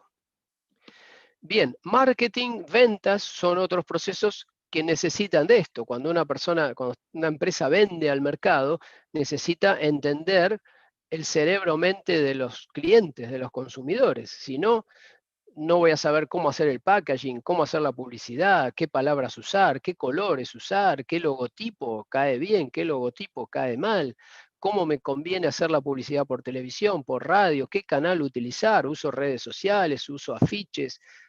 Todo lo tengo que adaptar a la mente cerebro del destinatario, si yo quiero que sea efectivo, que entre.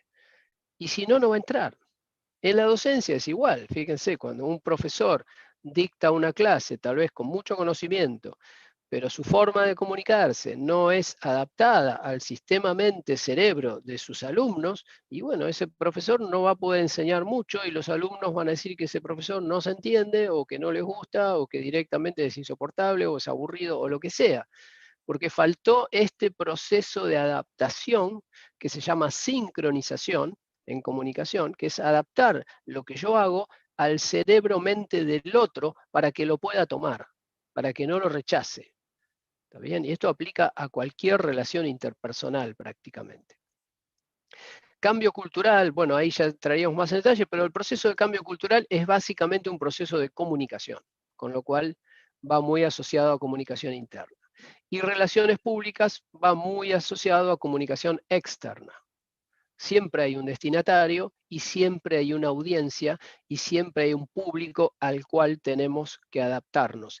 Y no al público, sino a los pies del público o a la mano del público. Tenemos que adaptarnos al cerebro-mente del público, que es el que va a procesar la comunicación.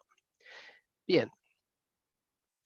Entonces, fíjense, cada vez que imaginen que estos dos que están a la izquierda son dos jefes, ¿no? O dos gerentes o gente de recursos humanos que quiere influir sobre la persona de la derecha. Entonces, para influir, para convencerlo de que trabaje mejor, de que estudie, que se capacite, que se suba al cambio, que acepte el cambio, que no resista el cambio, que colabore, que progrese, que trabaje más, que sea más dedicado, que sea más puntual o que sea más cumplidor, etcétera, para eso le van a mandar comunicación, o sea, acciones comunicacionales estratégicas, que son acciones comunicacionales orientadas a ese objetivo. ¿Y ese objetivo qué es? Que la persona mejore en su funcionamiento, se adapte al nuevo contexto, se adapte a nuevas tecnologías, acepte nuevas herramientas tecnológicas, acepte nuevas herramientas de inteligencia artificial o lo que sea que la empresa necesite y esté implementando para mejorar y para el bien de todos.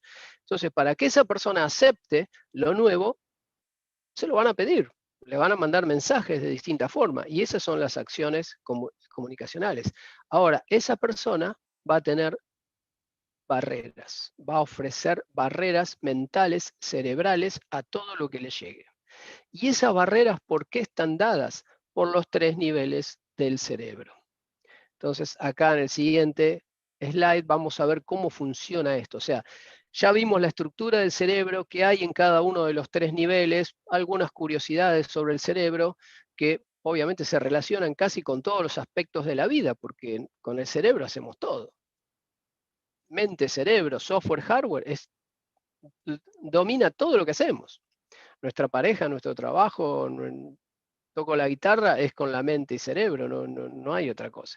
También con las manos, pero dirigidas por los directores de orquesta, que son la mente y el cerebro. Entonces, lo que vamos a ver ahora es cómo esos tres niveles del sistema mente-cerebro se enfrentan a todo lo que les llega desde el mundo. Se enfrentan según cómo fueron programados en la infancia, ¿no? Por eso algunos aceptan ciertos mensajes y otros no los aceptan, porque depende de cómo fueron programados en la infancia y en la adolescencia. Por eso hay personas que en la infancia y adolescencia fueron programados muy flexibles, muy abiertos, y hoy son personas adultas, abiertos al cambio, innovadores, líderes, empresarios, emprendedores. Otros fueron programados muy temerosos, entonces hoy resisten todo. Dice, esto no se puede, no quiero, no, nunca lo hicimos así, esto ya lo probamos, yo sé que esto no va a andar, pesimismo, etcétera. Todo eso tiene que ver con la programación que recibimos en la infancia. Fíjense cómo funciona. Para cambiar el cerebro-mente de una persona, generamos acciones de comunicación. Ahora, esas acciones de comunicación chocan contra la estructura del cerebro. Pero el cerebro, como vimos, tiene 3 niveles. Y uno de esos 3 niveles es más rápido. Entonces, ¿cuál va a chocar primero? Obviamente el más rápido. ¿Y cuál va a chocar último? El más lento. Porque el más rápido reacciona enseguida, el intermedio reacciona luego y el más lento reacciona último. ¿Está bien? Entonces, cuando generamos una acción comunicacional hacia cualquier persona o hacia 1000 personas, en todas las personas su cerebro, su sistema cerebro-mente reacciona y dice, a ver, ¿qué es esto? Y lo primero que evalúa, la primera parte de su sistema cerebro-mente que evalúa lo que viene, es la parte del cerebro reptiliano o el complejo reptiliano, asiento de nuestras barreras instintivas reflejas. ¿Está bien? ¿Y qué va a buscar? O sea, ¿qué es lo que va a intentar esa barrera? Y lo que va a mirar, primero va a rechazar todo lo que considere amenazante. ¿Está bien? Pero ¿qué es lo que va a considerar amenazante? Y lo que le haya sido programado como amenazante. Por ejemplo, si a una persona desde chico se le programó como amenazante todo lo que viene de Rusia, por decir algo, entonces si ahora la persona que habla es de Rusia, y bueno, eso para mí es amenazante. ¿Y por qué? Y porque me lo programaron así de chico. Es más, eso no lo sabe la misma persona. La persona siente un rechazo a todo lo que viene de Rusia, no sabe por qué. O siente un rechazo a todo lo que viene de un determinado tipo de empresas, o de una industria, o de un país, o de una raza, o de un idioma. No sé, hay personas, por ejemplo, en la Argentina que tienen rechazo al inglés. Si viene algo escrito en inglés, se dice, ¿esto qué es? Si está en español, está bien, ok. Y así, puede haber rechazo a cualquier cosa, porque depende de cómo fuimos programados. Y si mi familia, no sé, rechazaba todo lo que tiene que ver con el campo, por decir algo, bueno, si ahora me viene algo, una comunicación que tiene que ver con el campo o de una persona del campo, y bueno, me genera como un rechazo. ¿Y dónde está eso? No sé dónde está yo, pero si lo analizamos, está programado en nuestro cerebro y en los niveles más bajos, donde están nuestros prejuicios automáticos. En realidad prejuicios están en los 3 niveles, pero en el nivel reptílico están los prejuicios más rápidos, los que nos causan como un rechazo a nivel piel. ¿Vieron cuando ustedes dicen, esto no, me da como asco inmediato, instantáneo? Bueno, esos son barreras y rechazos que la gran mayoría son innecesarios y tontos y que nos limitan y que hacen que digamos no un montón de veces a millones de cosas que podríamos decir sí. ¿Cuántas veces nos han dicho, no, no, no, eso no, porque no, no, yo no puedo, no me gusta, no sé, no, nunca me gustó, no me enseñaron así, no, yo no acostumbro? ¿Qué es eso? Son todas programaciones. Y seguramente que 1000 veces podríamos haber dicho sí y haber aprovechado una oportunidad que no aprovechamos. Todo por las barreras que hay en nuestro sistema cerebro-mente. Bien, las barreras más bajas son las instintivas, cerebro reptiliano, la parte más antigua, ultra rápida, es como un rechazo animal, es el mismo rechazo que que tienen los animales. Por ejemplo, si ustedes se le acercan a un perro y levantan un palo, y bueno, el perro va a salir corriendo. Bueno, nosotros también. Eso es un rechazo que está en el nivel del complejo reptiliano, ultra rápido. No, no necesito procesar, es un palo, ¿de qué color? Y ese palo, ¿lo habrá levantado para pegarme o lo habrá levantado porque está por limpiar el techo?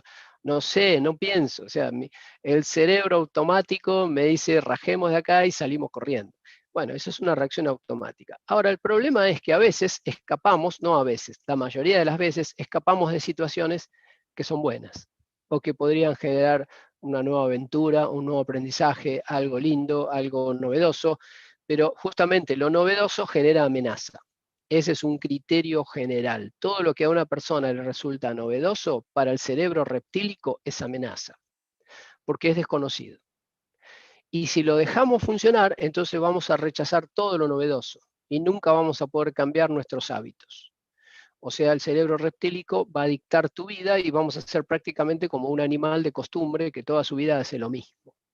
Exactamente lo mismo como ese perro que da la misma vuelta, hace pis en el mismo árbol y nunca cambia absolutamente nada, duerme en el mismo lugar, nunca se le ocurre, no sé, ponerse unos anteojos y ponerse a leer un libro, porque no, porque son totalmente instintivos con un toquecito emocional. No tienen la parte superior del cerebro como para ir aprendiendo más y modificando sus propias estructuras mentales cerebrales, que es algo que nosotros podemos hacer y los animales no. Nosotros podemos modificar nuestra propia estructura cerebral mental, entonces podemos transformarnos en otra persona si queremos. O sea, seguimos siendo un ser humano, pero con otra personalidad. No, los animales no pueden hacer eso. Es un perro, tiene comportamiento de perro, especie perro. Hay algunas diferencias, porque tienen, obviamente, no es que no tienen ninguna capacidad de programación, pero una diferencia muy menor. Nunca van a ver por ahí un cerebro, un perro que aparezca por ahí vestido de traje, con anteojo de sol, tocando la guitarra, porque se le ocurrió hacer eso, no. Digamos, su nivel, su grado de libertad para decidir lo que hacen es menor. Bien, la barrera instintiva es la primera que aparece. ¿Cómo hacemos para superar la barrera instintiva y no la tengo que violar? Si yo tengo que hablar con una persona y no quiero que la persona salga despavorida, tengo que hacer que su barrera instintiva no se asuste. Entonces tengo que mostrarme como no amenazante. Y formas de mostrarnos como no amenazante es tratar de mostrarnos como de la misma especie que esa persona. Vestimenta similar, estilo similar, gesticulación similar, expresión facial similar, altura similar, si está parado yo parado, lo más similar posible, y ese espejado, digamos, que es como una técnica para que la barrera instintiva de la otra persona no me rechace, eso se suele conocer como rapport. ¿Está bien? La parte instintiva de la otra persona lo que busca es que yo sea o similar a ella o como ella, o que tenga el aspecto que ella admira. Aunque eso ya entra un poquito más en lo emocional. Ahí se empiezan a mezclar las cosas. Pero o sea, si yo me acerco a una persona y mi aspecto es similar al de su modelo mental, entonces la persona me va a aceptar. Su parte instintiva no me va a rechazar, no va a sentir miedo. Fíjense que esto es muy claro en el mundo animal. En el mundo animal, un animal de la selva, si se acerca a otro animal de su misma especie, se acerca a la manada, no pasa nada. Ahora, si se acerca a un animal de otra especie, es posible que haya todo un rechazo y que la manada se corra y dice, no, este es de otra especie. Bueno, eso es lo mismo que pasa con las tribus urbanas, por ejemplo. Si ustedes, no sé, van a un boliche, una fiesta, y hay todo un grupo de personas de una determinada tribu urbana, y ustedes se acercan de traje, corbata, porque vienen de la oficina, no sé, y uno dice, yo soy una persona abierta, no me quiero relacionar con toda esta gente que son todos, no sé, dark, no sé, alguna tribu urbana bien característica, o son, no sé, fanáticos de Batman y están todos vestidos de Batman, porque es la secta de los Batmans, como la de Cha Cha Cha. Pero bueno, yo me acerco y no me importa, no tengo prejuicio. Entonces me acerco y me quiero relacionar con ellos, pero yo estoy todo de traje, anteojito, computadora, y los que están de Batman van a decir, ¿vos quién sos? Andate, salí acá, somos los Batman, el grupo, la secta de los Batman. Bueno, eso es un rechazo instintivo. También es una tribu urbana, no, es cerrada, ¿está bien? Obviamente eso no es lo que conviene ser. Nosotros conviene ser totalmente abierto, pero la realidad es que la mayoría de la gente no es abierta, entonces tenemos que tenerlo en cuenta. Tenemos que saber, cuando nos dirigimos a un grupo de gente, que tiene programaciones instintivas que le generan rechazo a un montón de cosas y tenemos que conocerlas para poder evitarlas, para poder evitar ese rechazo. Bien, esa es la primera barrera, porque es la más rápida. Es la reacción animal de la persona. Inmediatamente lo que no me da piel, no lo quiero.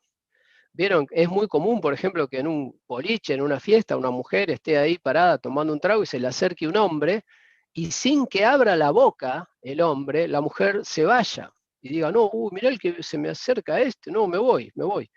Y uno dice, ¿cómo sabe que es una mala persona, no es una buena persona? No? Se alejó simplemente por verlo acercarse a 5 metros. Ese es un rechazo instintivo. ¿Por qué? Porque la forma de ese hombre, la expresión facial, la ropa, la forma de caminar, no encaja con su modelo no amenazante y resulta amenazante. Amenazante no significa que venga con un cuchillo en la mano, ¿está bien? Amenazante significa que es extraño. Entonces me da como una inseguridad y me voy. Esto lo habrán visto siempre. Obviamente es malísimo porque complica muchísimo las relaciones humanas. Pero bueno, hoy por hoy la gran mayoría de las personas tenemos ese problema.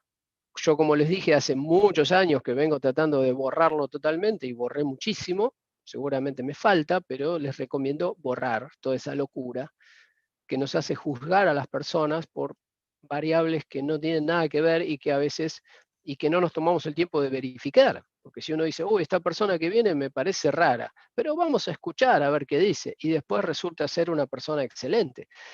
Pero bueno, no está funcionando así nuestro cerebro. Nuestro cerebro en general gobierna, el cerebro reptílico gobierna el rechazo que sentimos a las personas y rechaza y listo.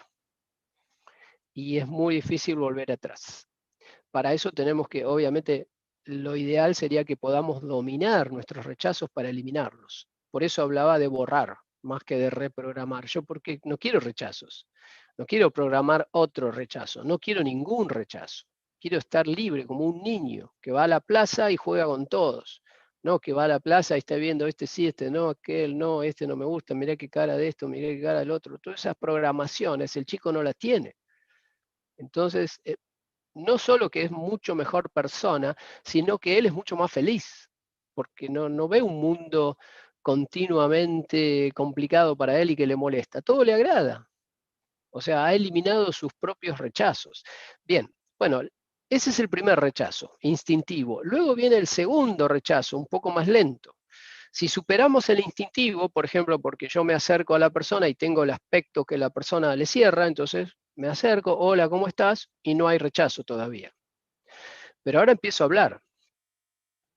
O a lo mejor, fíjense, me acerco y cuando me acerco la persona ve que yo tengo acá en el saco un distintivo de un club o de una organización, por ejemplo, organización de el Rotary Club. Tengo acá un distintivo del Rotary Club. Y resulta que esta persona, una chica, por ejemplo, con la que me acerco a hablar, tiene el padre que era presidente del Rotary Club, pero ella tuvo un problema muy grave con su padre. De hecho, no tiene relación, su padre se portó malísimamente mal con su familia, con su madre, entonces detesta todo lo que tenga que ver con el Rotary Club. Entonces yo me acerco, instintivamente no hay rechazo, hola, ¿cómo estás? Hola, ¿cómo estás? Pero cuando ve mi distintivo del Rotary Club, la chica se le cambia la cara y me dice, ay no, disculpa, me tengo que ir. Y se va. Y uno dice, ¿qué pasó? No entiendo nada. Bueno, una barrera emocional. Sistema límbico, hay un valor ahí grabado en su mente que es Rotary Club prohibido. Y este tipo que se me acercó es del Rotary Club. Chao. Es inteligente, es honesto, es ético, trabaja, quiere ofrecerte el mundo, es multimillonario y te va a dar una vida espectacular. Nadie sabe, no importa, ya se perdió.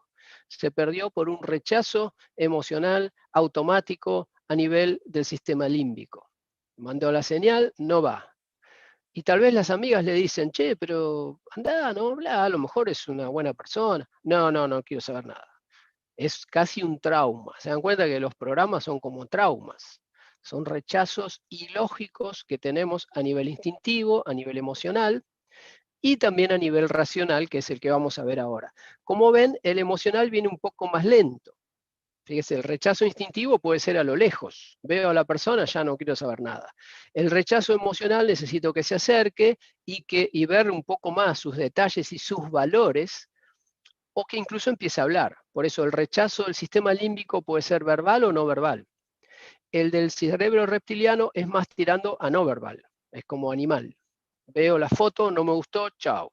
Ahora, el del rechazo emocional puede ser por una imagen, o sea, por algo no verbal, por ejemplo, este distintivo que hace asociar a la persona con algo que detesta. O puede ser porque yo empiezo a hablar y lo que digo no encaja con sus valores. Por ejemplo, digo, no, ¿sabes qué? Yo te quiero, me hago el fanfarrón, por ejemplo, y digo, porque yo siempre voy a cazar, porque yo soy una persona muy viril, entonces voy a practicar caza en África y hago safaris, y la chica me mira así, y la chica es vegetariana, a favor del no maltrato animal, o sea, tiene un poco de conciencia, y obviamente me dice, bueno, disculpame, tengo que ir al baño, ahora vengo. Y va y nunca más apareció. Dije, ¿dónde está? Porque fíjense, la gente en general te rechaza y no sabes por qué. Porque siente el rechazo y no tiene ganas de ir a explicar, mira, te rechazo porque vos vas a cazar y yo detesto torturar a los animales. Bien, bueno. Y la última barrera es la barrera racional, que es la barrera lógica. O sea, repasemos. La barrera instintiva, rechazo gente solo por su aspecto o por su olor, por algo muy externo que no tiene nada verbal. Fíjense que en los animales eso del rechazo por el olor es clarísimo. La barrera emocional, rechazo personas porque no tienen los valores que yo tengo. Yo tengo una ideología, tiene otra. Me gusta esta raza, a él le gusta otra. O es de otra raza. No es de la raza que me cierra. O no es de la nacionalidad que me cierra. O me empezó a hablar y empezó a elogiar a un autor, a un poeta, y yo detesto a ese poeta, entonces ya no me gustó. O yo le empecé a hablar de, no sé, de Ikebana o del Feng Shui, y él me dijo, ¿qué es esa cosa, esa tontería de Feng Shui? No me gustó nada, que ataque mi valor, entonces afuera. Bueno, esos son los rechazos emocionales. Son más lentos, vienen después. Requieren analizar un poco más o hablar. Pero son relativamente rápidos. Apenas uno empieza a hablar, ya se da cuenta si encaja. Éticamente las personas encajan. Fíjense, el rechazo instintivo tiene que ver con lo estético más que nada. El rechazo emocional con lo ético y el rechazo racional con lo intelectual. ¿Está bien? En el rechazo racional, ¿cuál es? Bueno, supongamos que yo me acerqué, la persona no le generé ningún rechazo instintivo, después empecé a hablar, no hubo ningún rechazo emocional, pareció una persona normal, no, nada raro, nada que asocie con algo negativo, pero ahora la persona me empieza a ofrecer algo y pienso racionalmente y digo, no, no me cierra lo que me ofrece. O supongan que esto es un proceso de venta, o un proceso de marketing, o un proceso de liderazgo. ¿Está bien? Mi jefe, aplíquenlo a todo relacionamiento interpersonal y recuerden lo que vimos antes. Liderazgo, comunicación interna, marketing, publicidad, son todos procesos en los cuales una empresa trata de llegarle a un grupo de gente para cambiar algo, para que tomen una decisión favorable, para que mejoren, para que adquieran un producto, para que cambien su conducta. Bueno, en todos esos procesos se ponen a jugar estas tres barreras. Y si no las tenemos en cuenta, entonces esos tres procesos van a fallar. Por ejemplo, si yo tengo un proceso de comunicación interna o soy jefe en una empresa, líder, y quiero que mi gente me escuche, entonces tengo que tener cuidado de no violar sus barreras instintivas, no violar sus barreras emocionales y proponer algo que les convenga. O sea, no violar sus barreras racionales, que son las más inteligentes, pero siguen siendo automáticas. O sea, son inteligentes, pero dice, yo quiero que mi jefe me proponga cosas que me sirvan. No sé, una mejor tarea, un cambio, un aumento, una promoción, vacaciones, día libre, dinero, algo simbólico, reconocimiento. Yo quiero algo que lógicamente me sirve. Bueno, eso es el nivel racional. Entonces, para aceptar a mi líder, yo tengo que aceptarlo a nivel instintivo, a nivel emocional y a nivel racional. Bien, bueno, gente, estamos en hora, no quiero pasarme. Veo una pregunta de Gabriela que dice, me fui una vez a un recital de Megadeth con ropa de oficina. No podían evitar mirarme, o sea, mirarla a Gabriela, al punto que tuvieron que preguntar qué hacía ahí que no encajaba. Bueno, es lo que pasa, eso obviamente lo tenemos que eliminar. Y pregunta, ¿qué hacías, Gabriela, en un recital de Megadeth? Bueno, obviamente a Gabriela le gusta Megadeth, me parece espectacular, excelente banda. Nicolás Oberti dice, ¿cuál es el remedio equivalente al rapport en el nivel emocional? En los tres niveles se aplica el rapport, solamente que el rapport se llama rapport en el nivel instintivo, asemejarnos a la persona, se llama sincronización emocional en el nivel emocional, que es no expresar ningún valor que choque contra la persona. Por ejemplo, si sos hincha de Boca y la persona es hincha de River, bueno, no vaya con la camiseta de Boca puesta porque probablemente si es muy fanática no te va, por lo menos no te va a recibir bien. ¿Está bien? O sea, los valores, algo importante es que los valores que nosotros tenemos, no hace falta andar con la bandera todo el día de mis valores y un sombrero con mis valores. No, valores son algo personal, interno. Si ustedes quieren relacionarse bien con la gente, muchas veces los valores se los tienen que guardar y respetar el valor del otro. Lo que no significa cambiar los valores, yo no cambio mis valores. O tal vez sí, si detecto que un valor mío está mal. O sea, tampoco tengo que ser programado, ¿no? Los valores pueden ser inútiles en muchos casos o pueden ser erróneos. Está bien, valorar. Hay gente, por ejemplo, que valora la guerra, o valora la pelea, o valora las armas, le encantan las armas. Y si vos vas a hablar con una persona que le encantan las armas y sacás un arma, el tipo va a quedar maravillado. Es, uy, qué buena arma, qué modelo es este. Y uno dice, bueno, hay sintonía, ¿está bien? Sintonía emocional, les gustan las mismas cosas. Entonces, para tener sintonía emocional con alguien, tenés que mostrar algo, respeto por lo menos, por las preferencias, ideologías y valores de la otra persona, como mínimo respeto. Y si podés mostrar alineación, mejor todavía, o buscar algún valor común en el cual puedan apoyarse para su relación emocional. Por ejemplo, detectar que a vos te gusta, no sé, los árboles y a la otra persona también. Entonces entra por ese lado y vas a encontrar sintonía emocional. Y la sintonía racional tiene que ver con conveniencia mutua. Esa persona vende algo que yo necesito. Entonces ahí hay sintonía racional. Yo ofrezco esto. Ah, eso me sirve. Ok, eso es racional, no es caliente como lo emocional y no es ultra rápido como lo instintivo. Es más lento, más dialogado, pero también es un canal que tenemos que respetar. O sea, como cierre para la charla, gente, lo que les digo, siempre que ustedes necesiten en un proceso de gestión organizacional influir sobre otras personas, ya sea para vender o comunicación interna o para liderar o para conducir un equipo, ustedes necesitan respetar el sistema mente-cerebro de esas personas. Y ese sistema tiene estos 3 niveles de rechazo. Si ustedes no lo respetan, entonces van a ser rechazados. Y todo lo que ofrezcan, propongan o digan no va a funcionar, no va a avanzar, va a haber resistencia al cambio o resistencia a la venta o resistencia a la negociación o resistencia a la innovación, a la innovación en esa empresa. Entonces, ese es el mensaje final. Recuerden esto, si les queda alguna duda me avisan, si quieren. En mi canal de YouTube hay muchísimos videos que hablan sobre estos temas más en profundidad, con mucha más profundidad, los pueden ver. Buscan Lalo Uber en YouTube, o me buscan en Facebook, o me escriben, me mandan un mensaje, o se acercan a los cursos de la facultad, como ustedes quieran. Pero quedo a disposición para aclarar cualquier punto que acá no haya quedado totalmente cerrado. Bien, bueno, gente, dejamos acá. Les mando un abrazo. Estamos bien en hora. Espero que les haya sido útil. Y de nuevo, gracias por acercarse. Y nos vemos ahora. Ahora me toca dar comunicación en la facultad, así que los dejo para ir a la otra clase. Gracias, gente.